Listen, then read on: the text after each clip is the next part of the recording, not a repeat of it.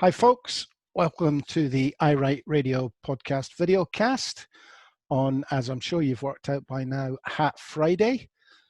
Hats are obligatory, just to remind us what day of the week it is, because we're still in lockdown.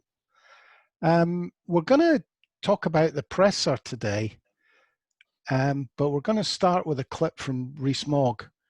We're then going to have a chat about Peter Bell's latest contribution to the Indie debate, and Jimmy's got a wee stinger to finish with. So here's Rees-Mogg being Rees-Mogg, I suppose. I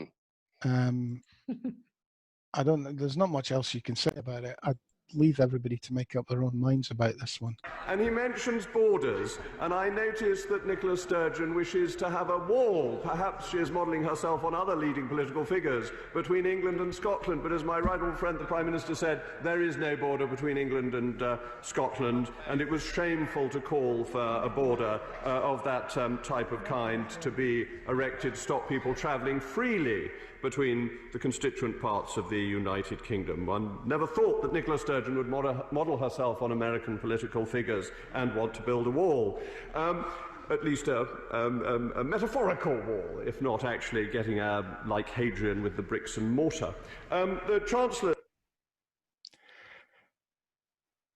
Unusually, I would say, for Rees-Mogg, he was stumbling and flailing about, but they're all doing it now.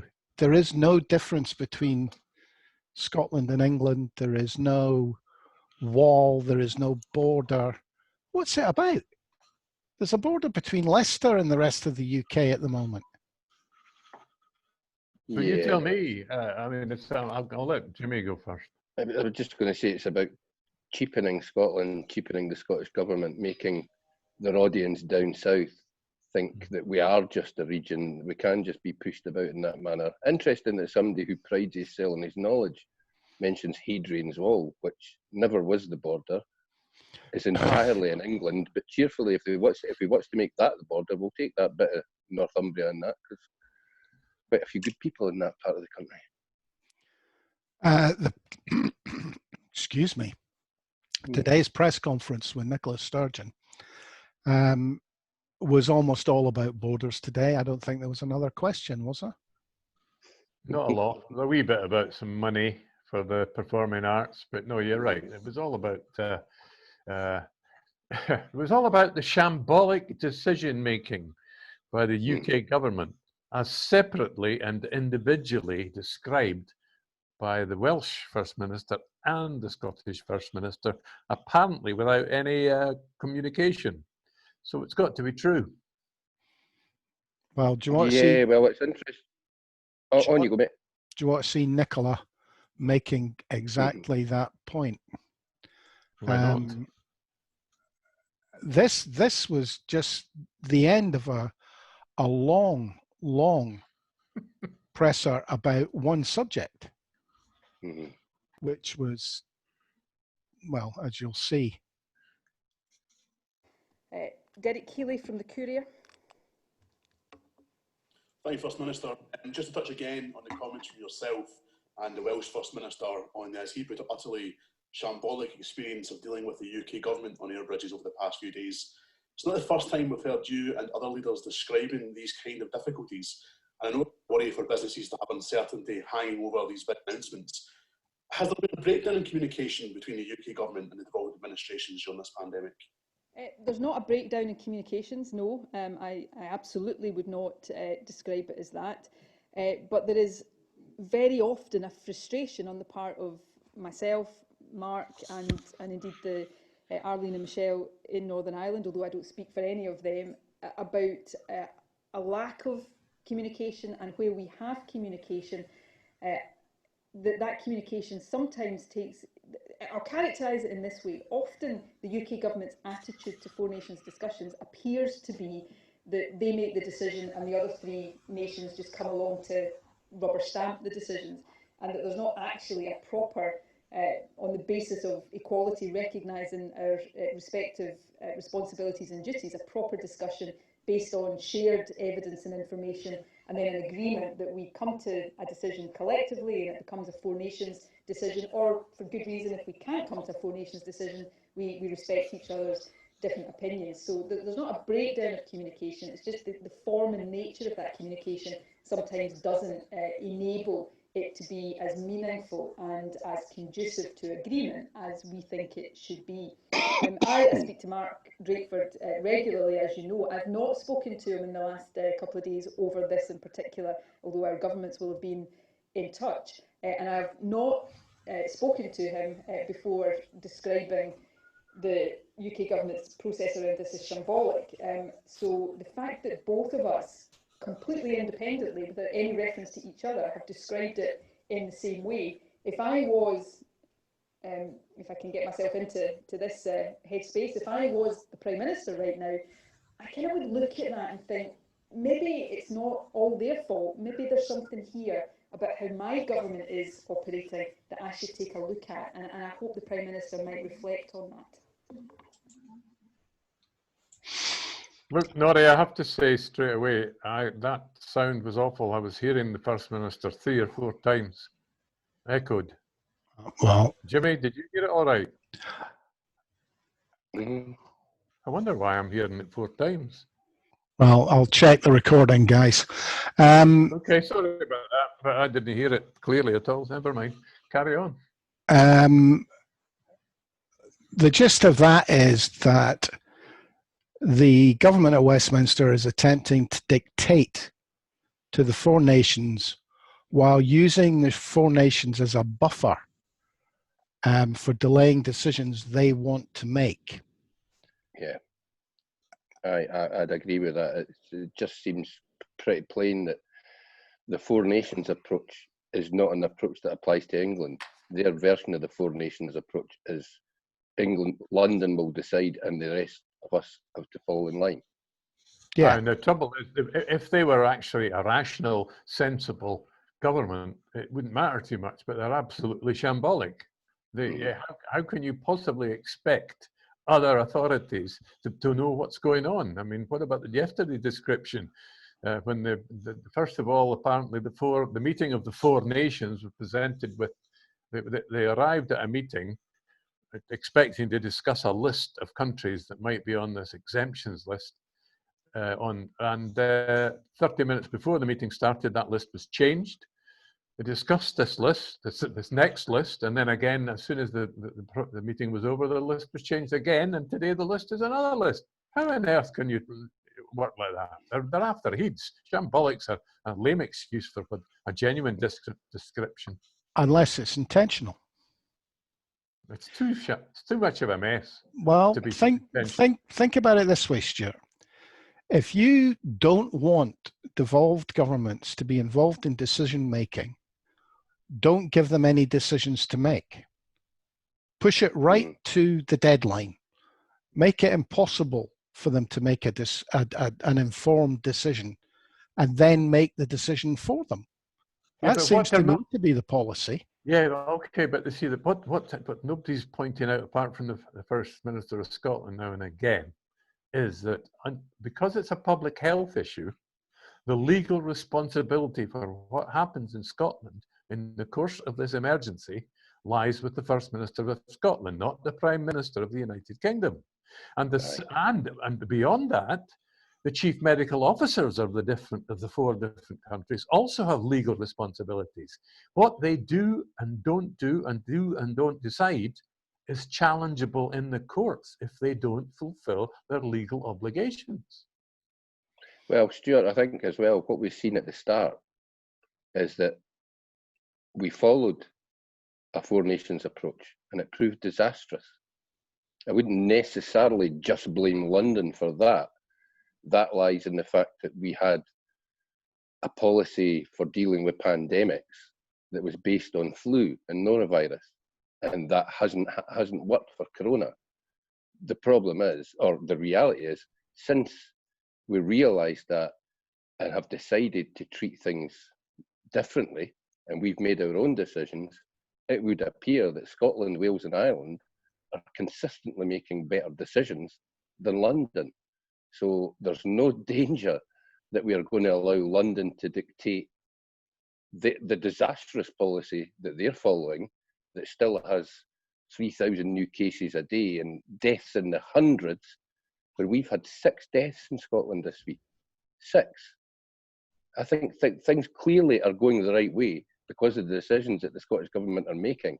So there's no way they're going to allow London to overrule them on any major decision. I don't think the First Minister made one thing clear, which she meant to make clear, is they're talking about a list of possible countries that might be allowed to, people might be able to walk straight into the UK without being quarantined. The point the First Minister was trying to make, but didn't make terribly clearly, is if Scotland has an infection ratio less than a country that might be on this list, they're not going to be very keen to allow them to walk straight into Scotland and reinfect Scotland. Now, the trouble is, England could have a much higher infection rate, and they might say, well, that's all right. Our infection rate's is higher than this country, so they can easily, yes, why not? They can walk into England. So you can see there's a very difficult decision for a chief medical officer to make. Can I go a bit big picture here? Mm-hmm. I see a trap in all this. Because borders are controlled from Westminster, health is controlled by the individual 4 nations. Can Westminster use that to take the responsibility for health away from the devolved nations? Well, I'd love to see that happen. Well, because if they tried that, there'd be a huge row. Mm-hmm. Massive shitstorm.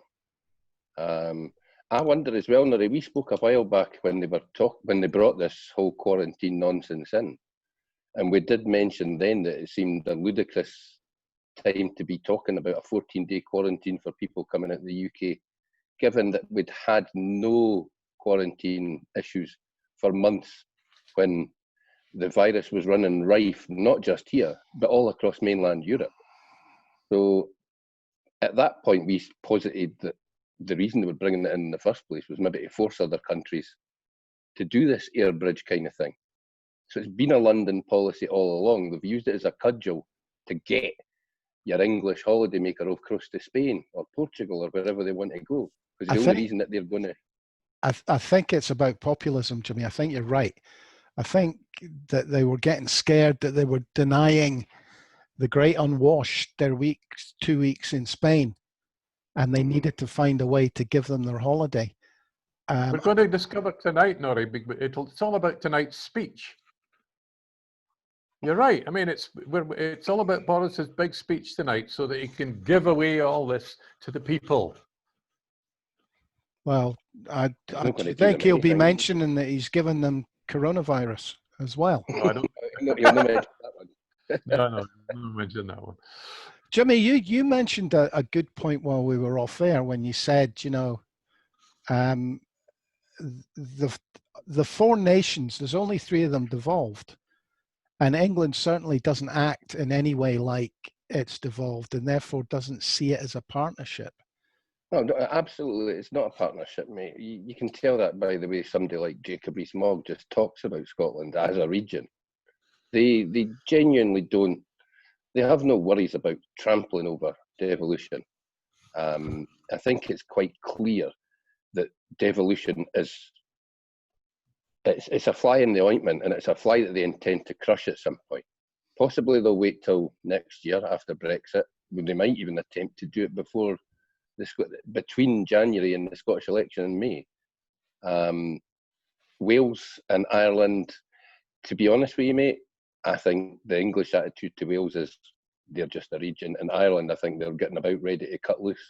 I think at Northern Ireland, even the Conservative and Unionist Party of Great Britain, I think, is about to betray its Unionist supporters and cut them loose and give them a border poll, thinking that they won't campaign for Northern Ireland to stay very strongly, and they'll be quite pleased if there is a reunification of Ireland in the next couple of years.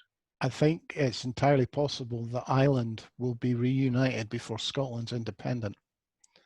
Well, here's a very important point, which is a side issue, but it's straight into this. Apparently, I'll reference the article later. It's from the New York Times. If Trump doesn't win this autumn election, if Biden wins, Biden is an Irish American. He believes very strongly in the Good Friday Agreement. He will support the rights of the Irish over the English. Well, it comes in that democratic tradition. There's always been a very strong Irish American vote for the Democrats. You know, they're very much a democratic supporting community. Can we put it another way? Has there ever been a president apart from Trump who didn't have Irish blood in him somewhere? Well, Trump and Obama. Well, I was going to mention Barack there, but you beat me to it, mate. Aye, Well, but, but even Obama, he said that if Britain votes for Brexit, they'll go to the back of the queue for a trade deal. Now, it's only because Trump and Johnson are both populist leaders that they're getting, you're right, mate. getting a deal. You're right. There's also that thing. I mean, people forget the Good Friday Agreement came about because of Bill Clinton's visit. And I can't remember the senator's name now, but there was an American senator that worked tirelessly to get the two sides together to sit down and talk. He did a phenomenal job. And we should remember his name escapes me, but because when you think of the quality of his diplomacy, and you compare it to what's in office in America at the moment, I wish I could remember his name. He really was. He didn't put a foot wrong. The Mitchell Agreement, wasn't it? Right. That's it. No, you're right. But the Americans are rightly very, very proud of Good Friday and very, very proud of the part that they played in it. And to see it just treated as a plaything by, well, caricatures of politicians like Jacob Rees-Mogg, I can understand why Mr. Biden would slam a few doors and bang a few phones down on tables and what have you to make Boris sit up and take notice. Boris's stance on everything will change depending on who the American president is. Oh, absolutely. I won't bother referencing anything much more of this article till tomorrow, but this article's it's by the New York Times leading correspondent. He's been senior correspondent all over the world. It's based in London now. And it's talking about how mini-me it is that England is now. It has made them realise that they couldn't have their cake and eat it too, said Thomas Wright of the Brookings Institution. Well, I'm sorry, they're still going to keep telling us, the punters, as I say, the hoi polloi, that we can have our cake and eat it because that's the only way they get our votes. It ain't going to happen, no? No, it isn't. No. They're caught in a hard place at the moment, right? Now that we're out of the EU, they're stuck between China and America. We need both for business reasons. Now, which way are they going to go? Well, they've made that decision, have they not, by offering the whole of Hong Kong free NHS treatment and that's benefits. Norrie, can you imagine how quickly they will jump backwards through that hoop and spread those English thighs if the Chinese tell them they're going to start a trade war with the United Kingdom? I look forward to that. The vision of Boris bent over a dragon. Cheers me up. Oh dear.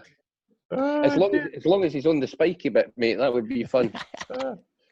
Before we leave the presser, just in case you go straight on, I've got to give Fiona Hislop, the economy secretary, a wee flag up because even she was having a go south of the border. She said every penny of the consequentials we get has been spent on saving the economy, including some we were promised and didn't get. That hasn't appeared, aye. Okay, let's move on to our pal Peter's recent contribution. I didn't catch this because I was spilling coffee all over myself this morning. Jimmy, did you get a look at it? I did get a quick butcher's, mate. It was basically, Stewart will ken better than me, but he was basically... lost my notes. He was basically bumming up the Andrew Fairley article in the National. And it sits well with how Peter sees things, you know, about dissolving the union. Taking apart the union is the most important thing, and how procrastinating about even talking about having great long discussions about Section 30s and court battles and stuff like that. Really, we're kind of falling into the unionist trap of arguing amongst ourselves, talking amongst ourselves, when, well, as Andrew Fairley quite clearly puts it, get rid of the union. Get rid of the union and it solves 90% of Scotland's problems straight away. It solves a lot of our political problems. It solves a lot of our, well, I look at the social problems and most of them are created by the union. Would the Scottish people prior to the union really have a massive problem with Irish people living amongst us and working amongst us? I didn't think we did. There's no historical evidence to say that we did. Half of us are Irish. Exactly. It depends how far back you go. We're all Irish.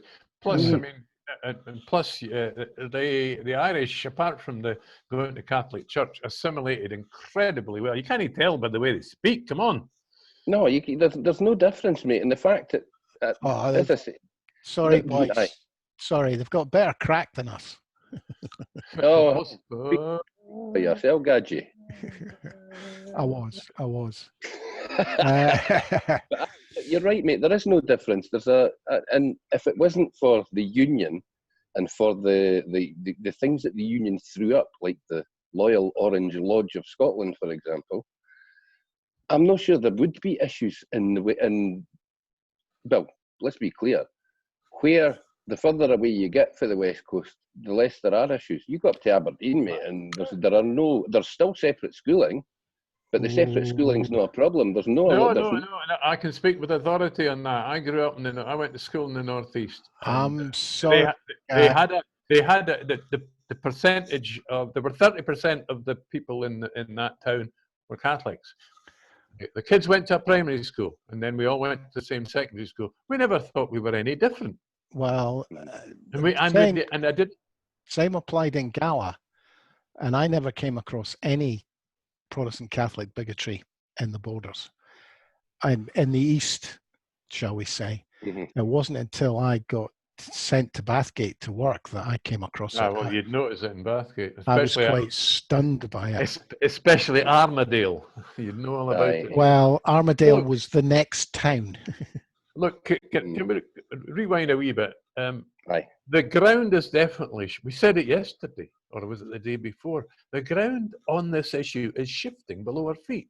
Another coherent argument in the National by Jim Fairley was what Peter Bell was talking about today. What was unusual was that Peter Bell agreed with it, the article, instead of taking it apart.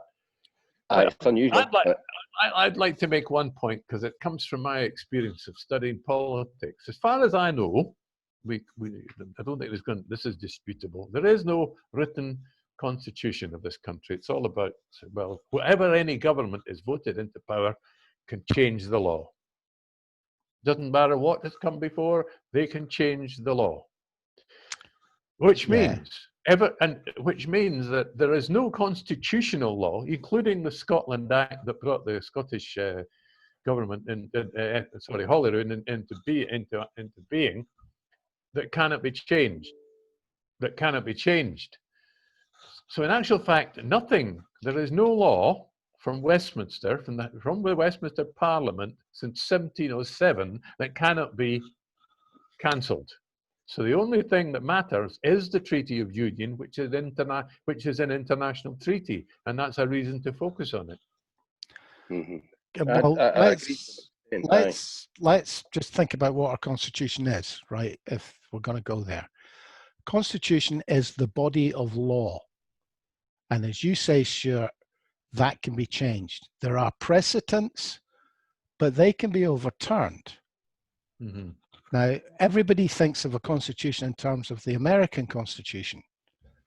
The hoo-ha when the Supreme Court in America overturned or reinterpreted part of the Constitution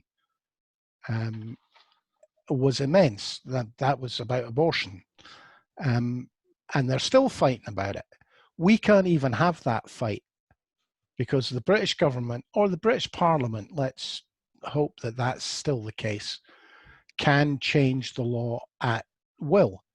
Mm-hmm. So we have a constitution that is totally dependent on how much trouble the government in power on any given day want to go to get their own way.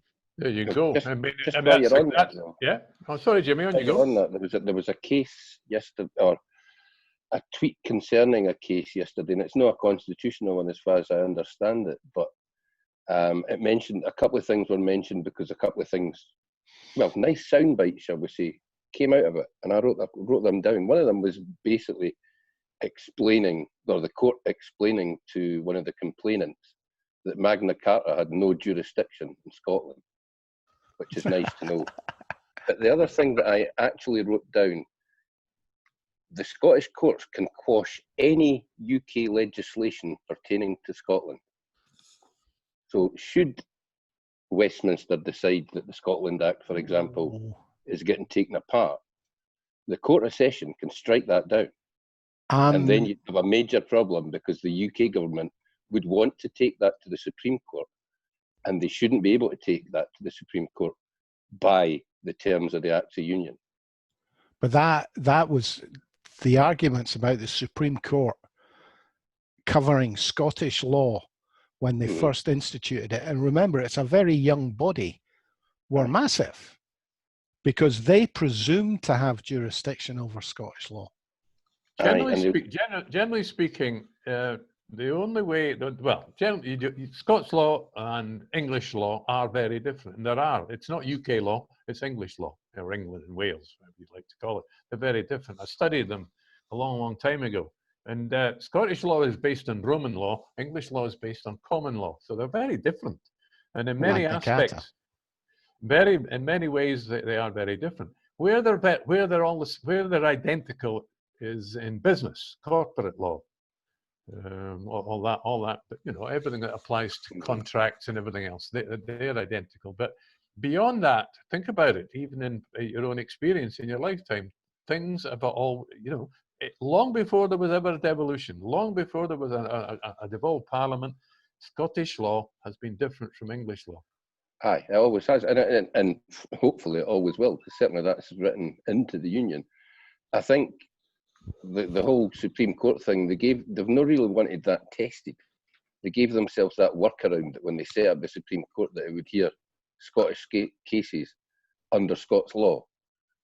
But that really doesn't work when you've got maybe 7 judges sitting and only 2 of them are cognizant of Scots law. What happens if they look at the devolved settlement? Well, as I said before, that under Scots law, or do they look at that under English law? Can I just rewind to my point? It really doesn't matter. You agreed with it when I made it, Norrie, actually. The fact is, it doesn't really matter what. It's an act of Parliament, which means it can be changed by the current Johnson government has the power with the 80 seats and the way they're going to shortcut the procedures in Parliament to change every single act of Parliament they want. Well, they're going to be so it does all boil down to simply a political fix. Well, that's kind of the point I'm making here. Is devolved law, should it be seen as English law or Scottish law? Oh, it will be Scottish law. Right, but when it gets to the Supreme Court, it's going to be under English law. Why would a British government not choose to go with English law? Well, they might do, yes, but it's really not the issue that this article discusses. No, I was just picking an instance where the 2 different systems, at what point, because at some point one of them has to supersede the other. And who but they're not allowed to. That's the thing, mate, Norrie, they're not allowed to. By the Acts of Union, they can't supersede one or other. Well, they can now with the Supreme Court. English law cannot be set up, but that's why they gave themselves the workaround. The Supreme Court hears cases in Scots law. Yeah. It's just a workaround that they don't want to test. They've never, let's be honest, they struggled last year because that prorogation case was heard in Scots law. They probably, at that point, may have wanted to hear that in English law, but they chose not to, because the minute they do, they're breaking the Articles of Union. Well, and it's a complete. I know people say they've broke it so many times. well, Yeah, it's a treaty. It's a treaty of union. Although there was an act of union that both Parliaments, There are, Scottish and English, aye, had to there are pass. two acts. If there are two acts, if we want to be pedantic about it. Look, to some extent, we've just rewound to where we were with the presser, because one of the First Minister's points about this argument about the border, and this question of legal responsibility. The law in Scotland allows the First Minister of Scotland to have authority over, at the moment, especially with this emergency situation, that the Prime Minister just cannot, he's not responsible for. It's her duty. So she can be challenged and been taken to court, if necessary, whatever the penalties would be of not performing her duty. See, that's kind of the point I made earlier about, are these all just small traps waiting to be sprung to undermine Holyrood's authority? Well, I wonder if they're small traps that we're waiting to spring ourselves, mate. I kind of get the impression that the UK government pushed through these emergency powers without really thinking them through, because they appear to me to have handed Wales, Scotland and Ireland rather a big stick with which to beat them.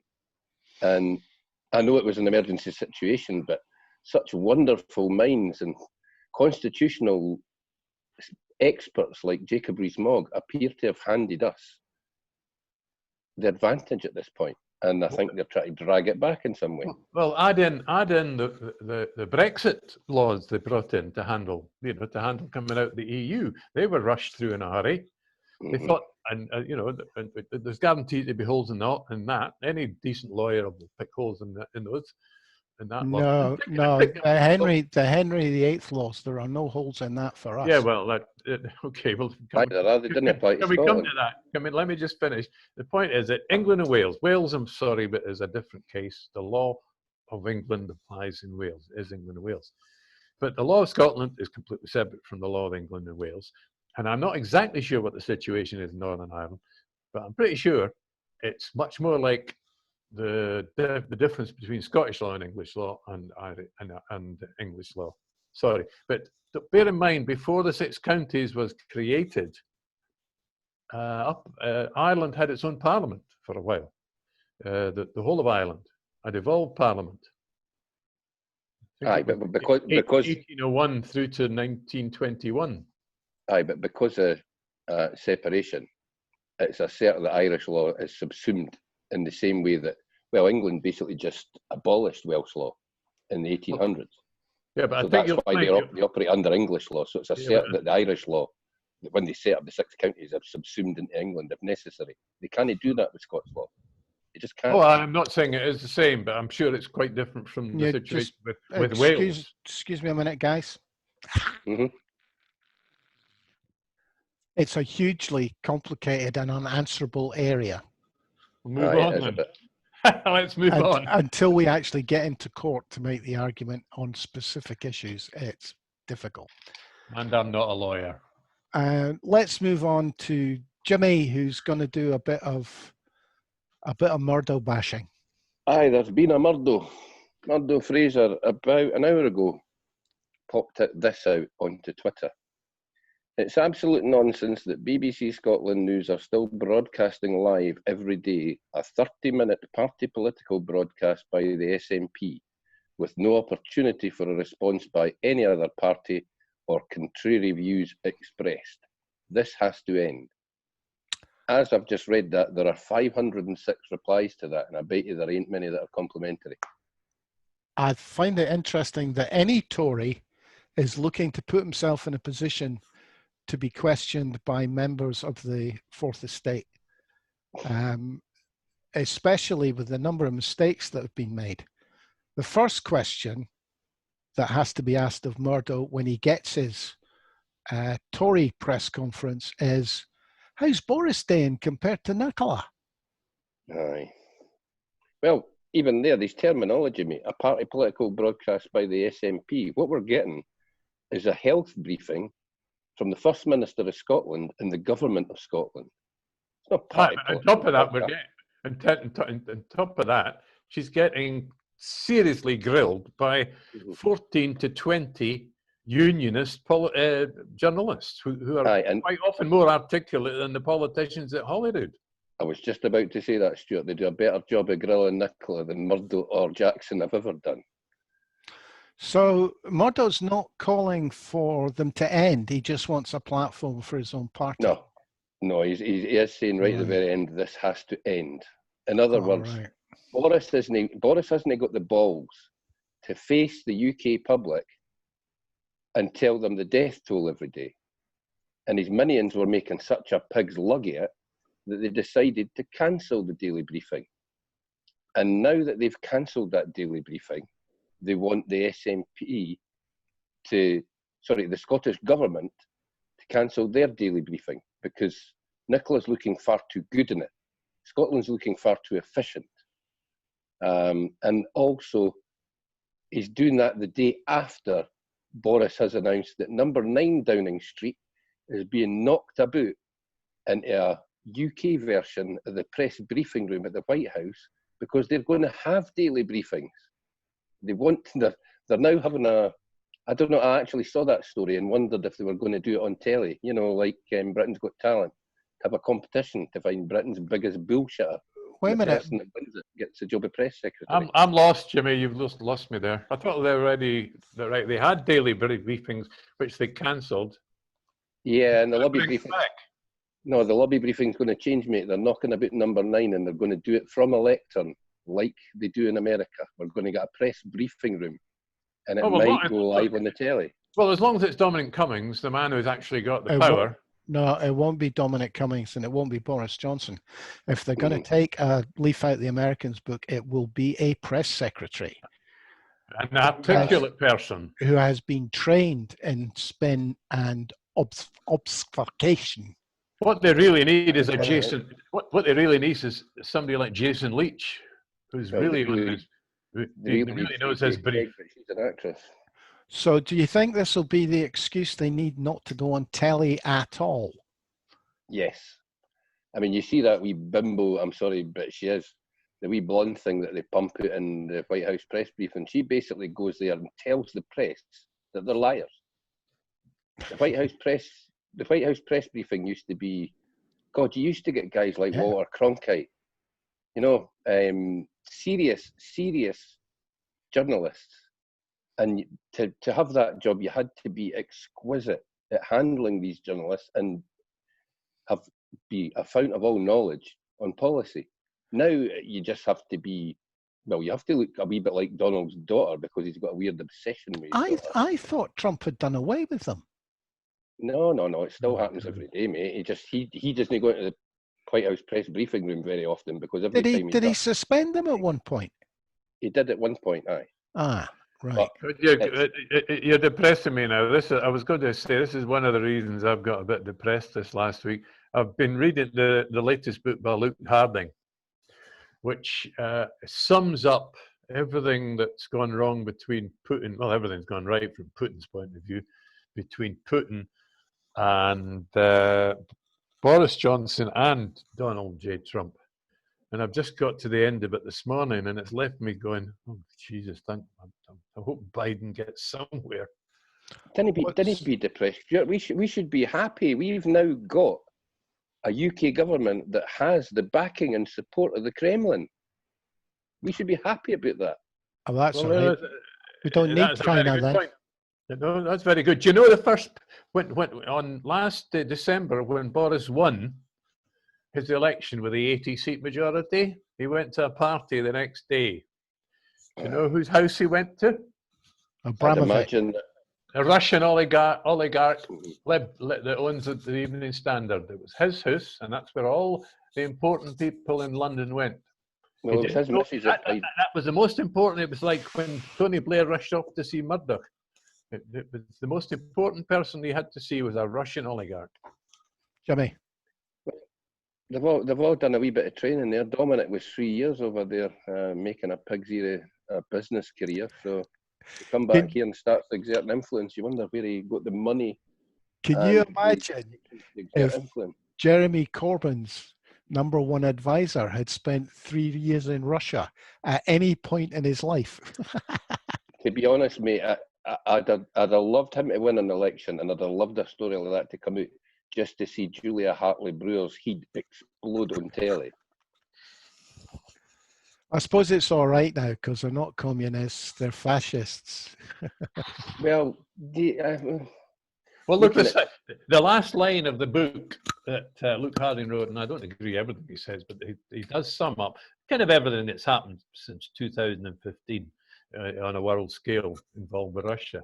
But the one thing that he summed up by saying, Putin has succeeded in refashioning, changing America into a copy of Russia. It's corrupt. It's run by oligarchs. It's gangsters. Well, I'm Okay. sorry. I totally disagree with that. It's always been corrupt. It's always been run by oligarchs. It's just as with what's happening at Westminster, it's just the internet lets everybody know about it. So there's one way to put it, yes. Possibly, but I wouldn't always agree with that. Nothing's really changed. It's just we know a bit more now. A bit more. Not a lot more. Well, aye. If your name was Getty, if your name was what was that Scottish boy for Dunfermline? Andrew Carnegie. Carnegie, aye. If you were successful in business in America, you could buy as much influence as you wanted. It's always been the case. Always That's been the American dream. They just didn't use it. You know, that's why they went to war against Pablo Escobar back in the days when there was nobody else for them to go to war with, because he had so much money. He could wield so much power in the USA. He could have virtually replaced the Democratic Party himself because he could pay people off. Okay, guys, I think we're getting just a little bit. Aye, we've not even slated David Starkey and congratulated him for spunking his career up the wall yesterday. Could be Neil. Well, apparently Neil Oliver tweeted that he loved David Starkey, so he could be next. Okay, wait a minute. The Neil Oliver tweet predates Starkey's comments. Oh, right. I'm no expert on that. Apparently it's false news, guys. Neil Oliver's tweet was pre-Starkey's comment about there being, well, what did he say? He basically said there was no slavery because there was slavery wasn't genocide. Slavery wasn't genocide, because if it had been genocide, there wouldn't be any of those left. There wouldn't be any black African Americans. And the two word phrase that he used effectively should ensure that he's never seen on British television again, and is never published by any reputable publisher ever again either. As I said earlier, I hope it's Alzheimer's and not really what he thinks. I think it's what he thinks, mate, because look at the way he's talked about us in the past. Well, sad. I have to admit, I did enjoy his historical TV programs. His opinions always found a bit difficult to take, but there you go. Aye. Anybody got anything to finish with? No, I'm cheerful. Okay. Stuart, nothing at all. Nothing at all. I'll give you the headline of that article and simply suggest, I know it's behind a paywall, but it's a very cheap paywall, the New York Times, by Mark Lander. Boris Johnson's Global Britain inspired vision or wishful thinking? Well, it isn't an inspired vision. It's recommended reading. Okay. Saturday, tomorrow, day off. Aye. We can all go to the synagogue with a clear conscience. Can't you wait till Monday till the beer garden's open? Yeah, where's the nearest beer garden, Stuart? You're better informed than me on these things. The weather got. I would definitely New Haven Quay. Oh, right, New Haven Harbour. Look at the size of that beer garden. Isn't Brewers Fair went and doing the chucky? I don't think you can buy a drink there. You didn't go to Jimmy's old local. You can get a drink at Brewers Fair, mate, but I think they went doing the chucky. I didn't think they're opening. All right, okay. They've had staff in keeping the place from falling down. Oh, well, I didn't know that. But that would be ideal because you got sea air, apart from the size of the toilet. Okay, guys. Thanks, Jimmy Hutton. Thanks, Stuart Lockhead. I'm Norrie Stewart. Thank you for Cheerio. listening, folks. Day off tomorrow, but we'll catch up with you on Sunday unless the world falls in on itself. Cheers for now, folks. Bye-bye.